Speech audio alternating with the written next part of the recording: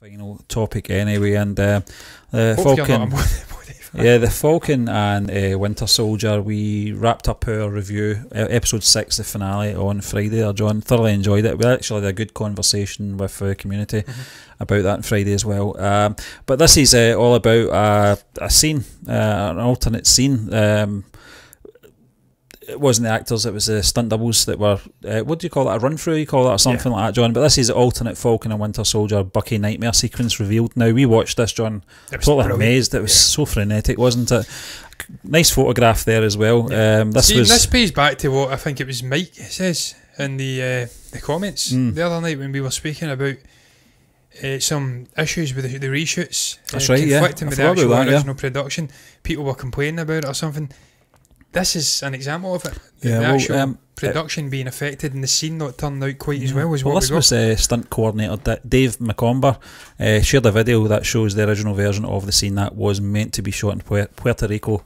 The nightmare sequence saw Bucky attempt to take out a target in a castle in the midst of an attempted coup. The accompanying video shows a much more explosive scene that what made it into a final cut, but McLaughlin revealed the production was unable to film in Puerto Rico at the time. This plays into what we were talking about, John. And there, the video is there on Instagram from Dave McLaughlin, but you can check that out if you want. I'm not really want to read what he says in there either, John, other than you know, it's mostly references to other stunt actors and stuff like that, what they were doing. A couple of the guys that were shooting over at Loki came in just to pop their heads round. They get caught in one of the shots. Kind of reveals that, you know, Loki, well, it is obviously in production, John. It's coming out in 2 months' time, so it's clearly in production, you know. We heard stories about that, though, Stephen J. on WandaVision, the Doctor Strange and Multiverse of Madness crew were just down the road, and they were actually getting back and forth between the sort of sets. Stephen, we've got a comment, I can't read that name, Game Fox, is it? Sup, guys? Yeah. Sup, how you doing? Welcome in. Thank you for watching. We do appreciate people watching over on Twitch, man. It's dead over on Twitch. Well, hard. John, our format's not suited to Twitch, to be honest with you. It's very short form, isn't it, man? And matter of fact, rigid. Speak about topics and then end it. So it's not great. It's not the sort of relaxed, sit back and chill and have a conversation sort of format that does well on Twitch. I watch a lot of people on Twitch give too much money away in subs on Twitch. So, yeah. Bear with us, man. We'll try and sort that out. Nice to hear some Scots chatting. Yes. If you're Scottish, if you're Scottish, if you're American or Indian, who most of the people watching us are, then they can't understand us. It's a fucking nightmare. Not got a clue what we're saying. We just had a comment today, didn't we, Stephen? We have to slow down. I don't think. Did we? All right. I don't think the people realise just how much I'm slowing down speaking like this. This is slow. You've land down south. Not wrong with that. I've got lots of family from down south in the Neaton. John, your dog's from Yorkshire. My dog's from Yorkshire. I've got fucking ancestry from Yorkshire. I love Yorkshire. I love Sean Bean. Do it for Yorkshire. So, man, I love the Yorkshire people. I've got no issues with English people, man. Stephen, I don't even know what we're talking about here. We're talking about Bucky's nightmare sequence. Bucky's nightmare sequence. It was dynamite. Absolutely loved the video. Thoroughly enjoyed the frenesity, man. It was better than what we got. There was lots of shots, quick shots to the head. Yeah. Just perfect for Sebastian Stan, man. And Stephen, look, I watched that channel. It's The Critical Drinker. And all of his pals, Negative Nancy's there. I would like to speak down about fucking everything. They spoke about 8 hours yesterday on the whole Falcon and the Winter Soldier series. I didn't agree with much of the negativity. There was some things I did agree with. One of the things I definitely agreed with was the handling of Bucky. I don't think he got enough screen time. It's called Falcon and the Winter Soldier. It was primarily about Falcon. Yeah. Growing a set and picking up the shield. Bucky get the short straw in that series. John, I think he would have. I think to be fair though, that benefited from that. Bucky did have a film dedicated to him as well, The Winter Soldier.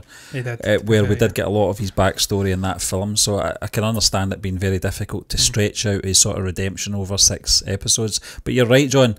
I want to see more Sebastian Stan. Love the actor. I think he's amazing. He's a great action hero as well. But this is setting things up for a second season anyway. You know, that's what this was all about. It was all about picking up the pieces from Endgame, going through that sort of turmoil.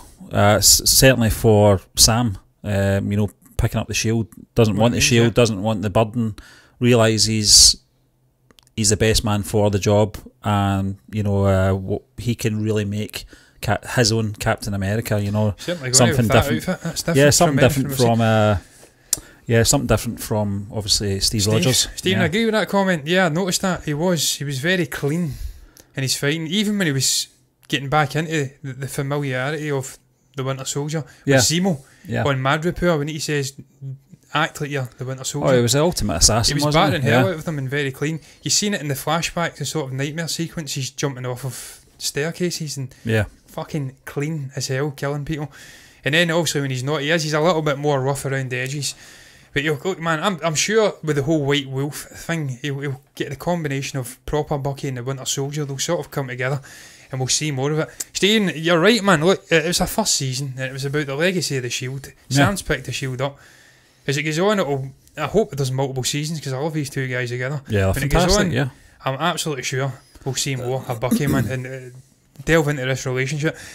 I just want to see more spin-offs, man. Look, I think we're getting a John Walker spin-off. I think we're getting a Sharon Carter spin-off. It looks like. I want to see more spin-offs. I'm quite happy to see fucking White Wolf. John, that's what they've done with the Mandalorian. Well, there's talk about a Luke Skywalker series that's not been confirmed yet, and obviously Ahsoka as well. It's introducing characters that we already know are known within obviously comic books when it comes to the MCU, and that's what is great about these television series. They've got that room to bring these characters in, give them a couple of episodes and let them go off and do their own thing. It's great, you know, world building, you know. Stephen, we've got another comment. Predictions for the name of a boat. Oh, that's a tough one, isn't it? The Cap? I don't know, man. It's got to be a girl's name. Yeah, it's got to be a girl's name. Fuck yeah. Peggy? I don't know. Honestly, no, that's not really it. Probably, I don't know. No, we're saying that. Was the boat not named after their mother and father? I can't remember. Can't remember. I don't know. It's a tough one. I'm not really sure. Red Wing? I thought Red Wing as well. I love the old Red Wing boots, incidentally, man. Yeah. Fantastic boots.